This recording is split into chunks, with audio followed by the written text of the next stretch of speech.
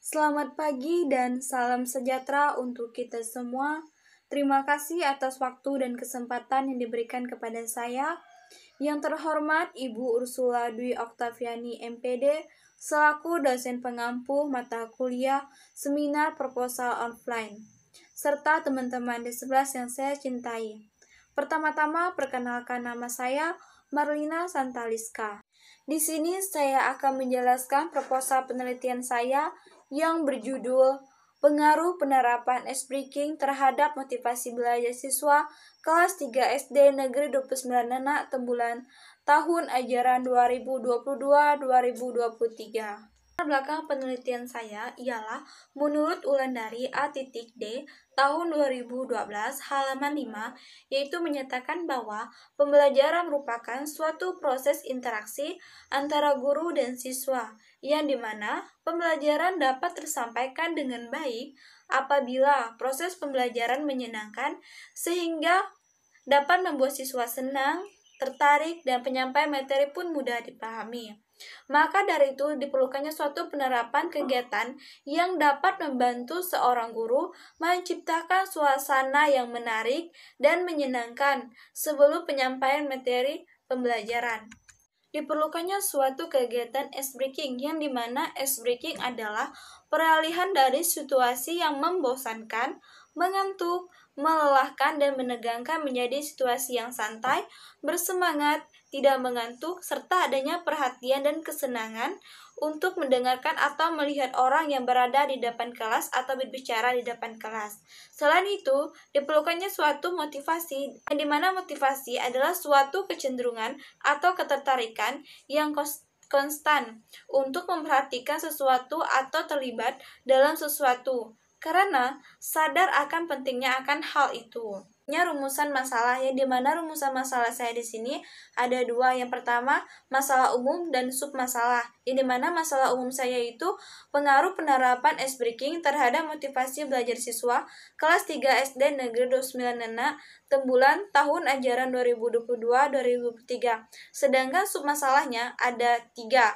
Yang pertama itu ada bagaimana penerapan ice breaking terhadap motivasi belajar siswa kelas 3 SD Negeri 29 Anak Tembulan tahun ajaran 2022-2023. Nah, submasalah yang kedua yaitu apakah ice breaking berpengaruh terhadap motivasi belajar siswa kelas 3 SD Negeri 29 Anak Tembulan tahun ajaran 2022-2023. Nah, yang terakhir atau yang ketiga submasalahnya yaitu bagaimana respon siswa pada penerapan ice breaking terhadap motivasi belajar siswa kelas 3 SD Negeri 29 Anak Tembulan tahun ajaran 2022-2023. Selanjutnya tujuan penelitian saya, yang dimana tujuan penelitian saya itu ada dua, yang dimana ada tujuan umum dan tujuan khusus. Tujuan umum saya yaitu untuk mendeskripsikan pengaruh penerapan ice breaking terhadap motivasi belajar siswa kelas 3 SD Negeri 29 Anak Tembulan tahun ajaran 2022-2023. Sedangkan tujuan khususnya ada 3. Yang pertama itu mendeskripsikan penerapan ice breaking terhadap motivasi belajar siswa kelas 3 SD Negeri 29 Anak Tembulan tahun ajaran 2022-2023.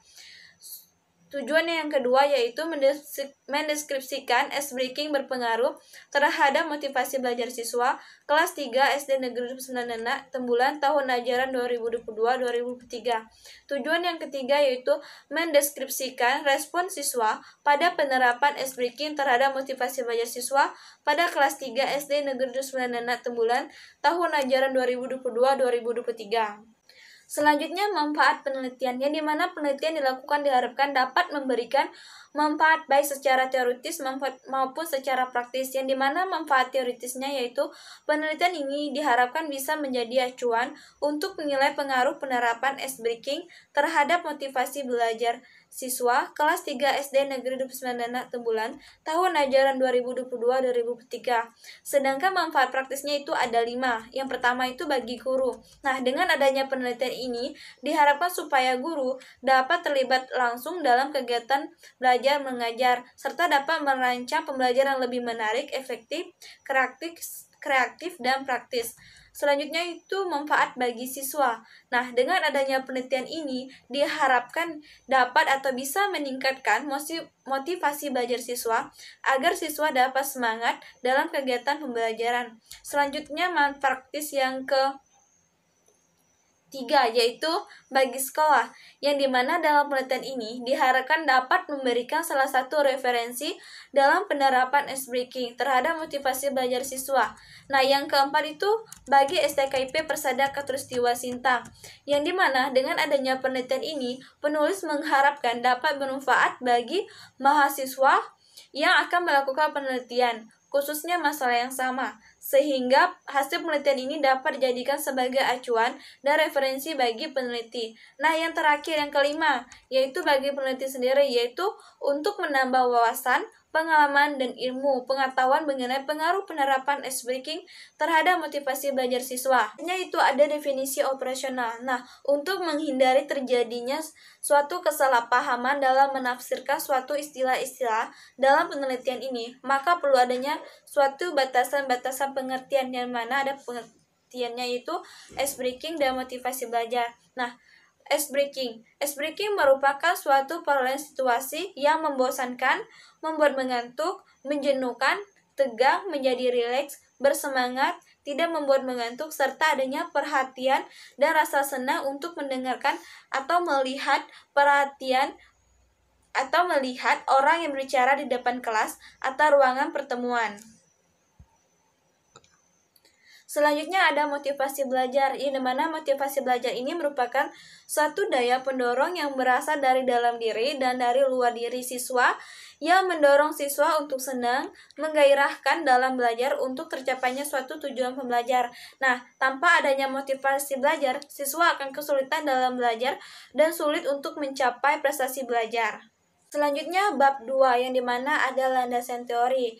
Nah, pada landasan teori ini ada kajian teori. Kajian teori yang pertama itu belajar dan pembelajaran, yang dimana belajar adalah serangkaian kegiatan jiwa raga untuk memperoleh suatu perubahan tingkah laku sebagai hasil dari pengalaman individu dan segala aktivitas fiksi yang dilakukan untuk mendapatkan suatu perubahan pada tingkah laku seseorang sebagai hasil pengalamannya sendiri dalam interaksi dengan lingkungannya. Sedangkan pembelajaran merupakan suatu rangkaian kegiatan dan peristiwa di mana terjadinya interaksi antara pendidik dan peserta didik di dalam proses pembelajarannya. Selanjutnya kajian teori yang kedua itu ada ice breaking, yang dimana pengertian ice breaking menurut Sunarto tahun 2012 halaman 20 itu menyatakan bahwa pengertian ice breaking merupakan permainan atau kegiatan yang berfungsi untuk mengubah suasana kebukuan dalam kelompoknya.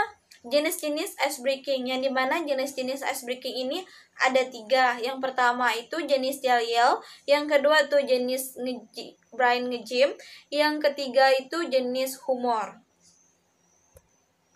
Selanjutnya kelebihan dan kekurangan dari ice breaking, yang dimana keunggulan atau kelebihan dari ice breaking ini, dari metode ice breaking, ialah meningkatkan minat siswa, serta meningkatkan kerjasama antara siswa dan guru, serta meningkatkan kreativitas siswa, dan menumbuhkan kesadaran siswa. Sedangkan kelemahan atau kekurangan dari ice breaking ini adalah suatu metode ini adalah yang dimana kelemahan metode ini adalah penerapan metode ini sangat ditentukan oleh keikutsertaan peserta didik, dan saat lupa waktu siswa malah keasikan bermain.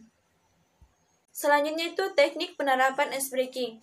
Nah, teknik penggunaan ice breaking ada 2 cara menurut Sunarto tahun 2012 halaman 24, yaitu sebagai berikut. Nah, yang pertama itu teknik spontan dalam situasi pembelajaran, yang mana bahwa teknik ice breaking digunakan secara spontan dalam proses pembelajaran, biasanya digunakan karena situasi pembelajaran biasanya digunakan tanpa rencana, tetapi lebih banyak digunakan karena situasi pembelajaran yang ada pada saat itu butuh penyemangat agar pembelajaran dapat terfokus kembali. Selanjutnya yang kedua itu teknik direncanakan dalam situasi pembelajaran. Jadi mana bahwa teknik ice breaking yang baik dan efektif dapat membantu proses pembelajaran. Adalah ice breaking yang direncanakan dan dimasukkan dalam rencana pembelajaran. Yang mana ice breaking direncanakan dan dimasukkan dalam rencana pembelajaran dapat mengoptimalkan pencapaian tujuan pembelajaran yang telah ditetapkan. Selanjutnya yang E yaitu pengaruh penerapan ice breaking, di mana proses pembelajaran yang serius, kaku tanpa sedikit pun adanya nuansa kegembiraan, tentulah akan sangat cepat membosankan. Nah, apalagi diketahui bahwa berdasarkan penelitian, kekuatan rata-rata manusia untuk terus konsentrasi dalam situasi yang monoton hanyalah sekitar 15 menit saja.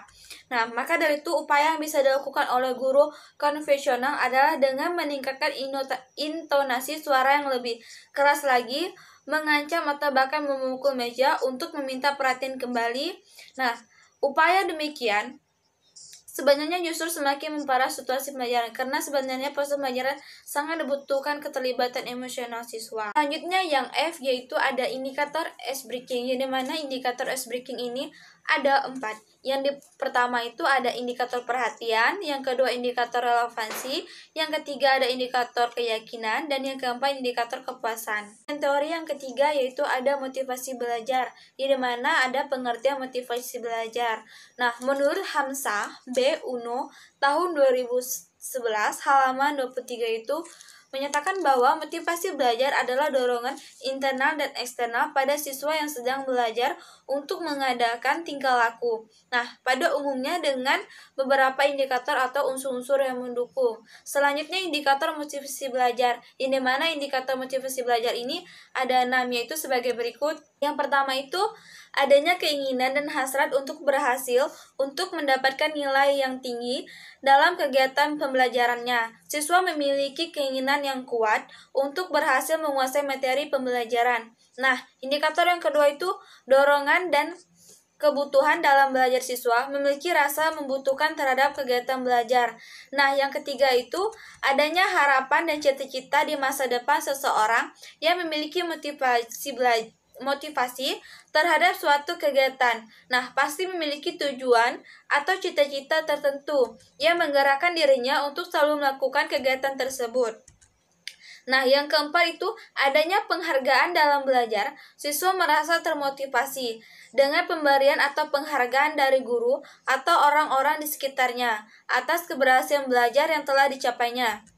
Nah, yang kelima itu adanya kegiatan yang menarik dalam belajar. Dengan adanya kegiatan yang menarik akan menambah rasa tertarik siswa dalam mengikuti kegiatan pembelajaran. Nah, yang terakhir yang keenam indikatornya itu adalah adanya lingkungan belajar yang kondusif. Kegiatan pembelajaran ini akan menjadi lebih bermakna bagi siswa jika dilakukan dalam lingkungan yang nyaman dan memberikan rasa aman bagi siswa. Faktor yang mempengaruhi motivasi belajar, di mana motivasi sebagai proses batin dan proses psikologis dalam diri seseorang yang sangat dipengaruhi oleh beberapa faktor, yaitu ada faktor internal dan faktor eksternal. Selanjutnya, kajian penelitian yang relevan. Di sini kajian penelitian relevan penelitian saya itu ada 5. Nah, yang pertama itu berdasarkan hasil penelitian dilakukan oleh Dwi Sakya, Mediawati, Suswandari, dan Nur Kayati dalam Journal of Educational Learning and Innovation tahun 2022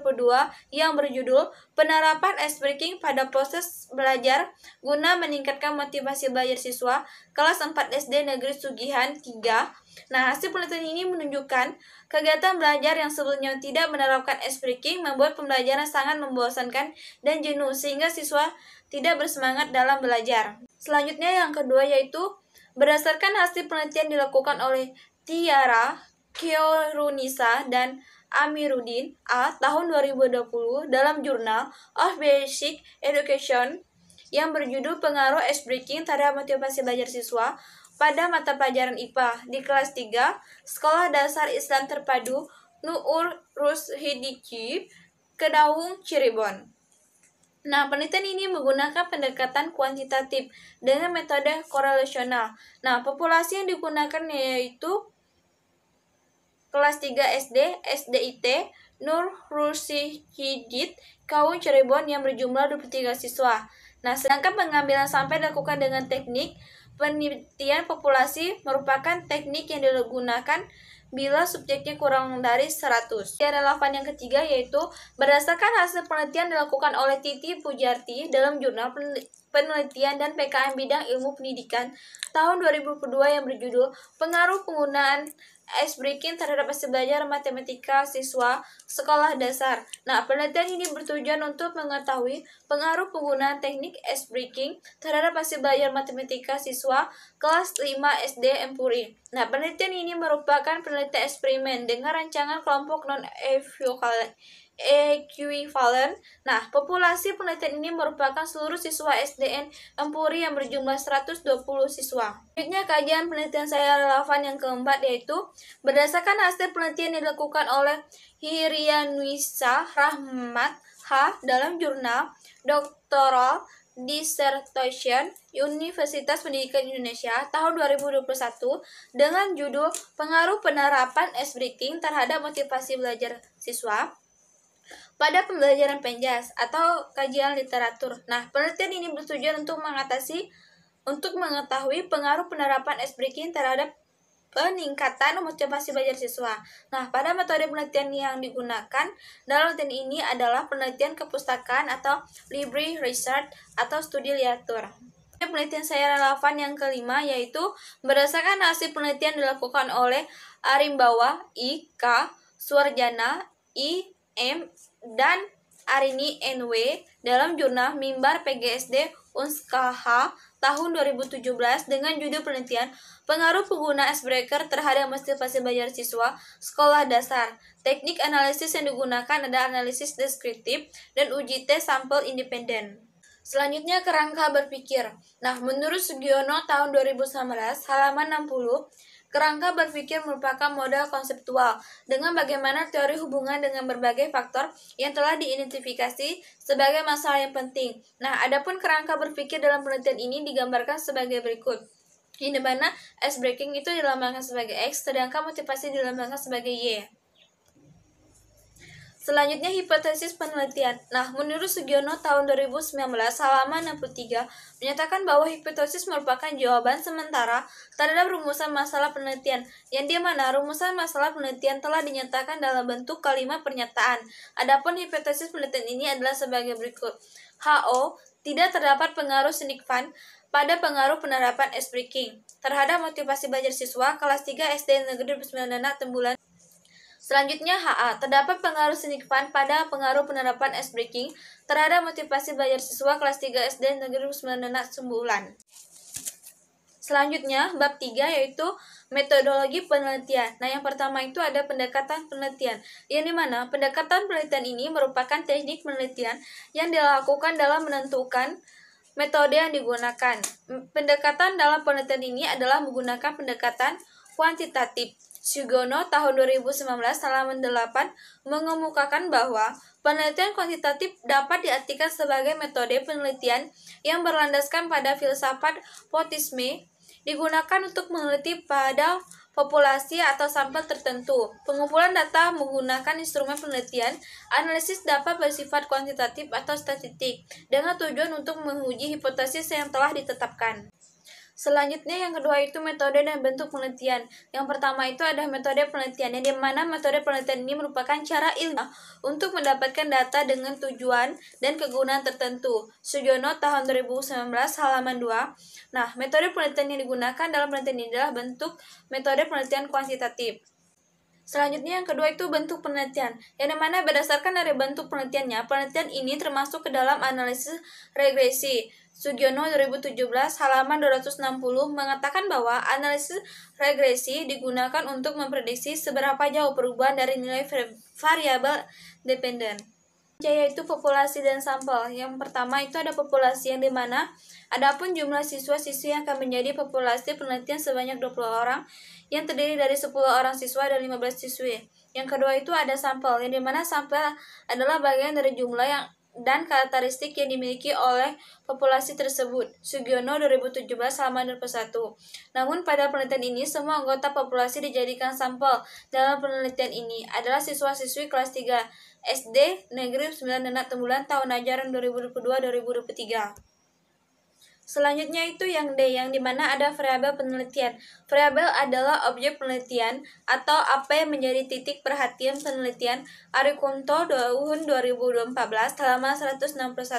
Nah, hal ini serupa dengan pendapat Sugiono tahun 2019 halaman 39 yang menyatakan bahwa variabel penelitian adalah suatu bat atau sifat atau nilai dari orang, objek atau kegiatan yang mempunyai variasi tertentu yang ditetapkan oleh peneliti untuk dipelajari oleh dan kemudian ditarik kesimpulannya dinamakan variabel karena adanya variasi dan variabel yang tidak ada variasinya bukan dikatakan sebagai variabel. Nah, beberapa macam variabel yang digunakan dalam penelitian ini adalah berikut.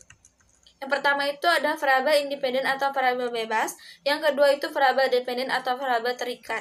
Selanjutnya itu yang E, yang dimana ada teknik dan alat pengumpulan data. Yang pertama itu teknik pengumpulan data. Nah, Sugiono tahun 2019 halaman 224 menyatakan bahwa teknik pengumpulan data merupakan langkah yang paling strategis dalam penelitian karena tujuan utama dari penelitian adalah mendapatkan data. Nah, pada teknik pengumpulan data ini ada dua, yaitu teknik komunikasi tidak langsung dan teknik dokumentasi.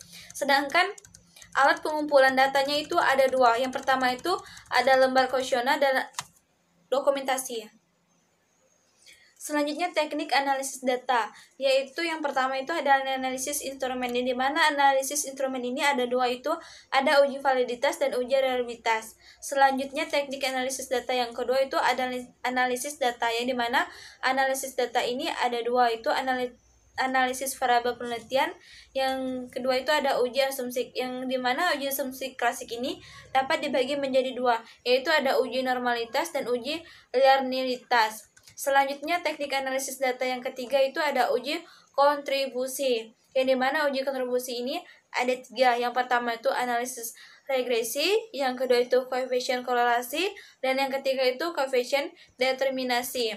Selanjutnya analisis data yang keempat itu uji hipotesis, yang dimana uji hipotesis ini ada dua. Yang pertama itu uji parsial dan yang ketiga uji simultan. Sekian video penjelasan saya mengenai proposal penelitian saya yang berjudul Pengaruh Penerapan Speaking terhadap Motivasi Belajar Siswa kelas 3 SD Negeri 29 Anak Tembulan tahun ajaran 2022-2023. Semoga dapat bermanfaat. Mohon maaf apabila ada kesalahan dalam penyampaian.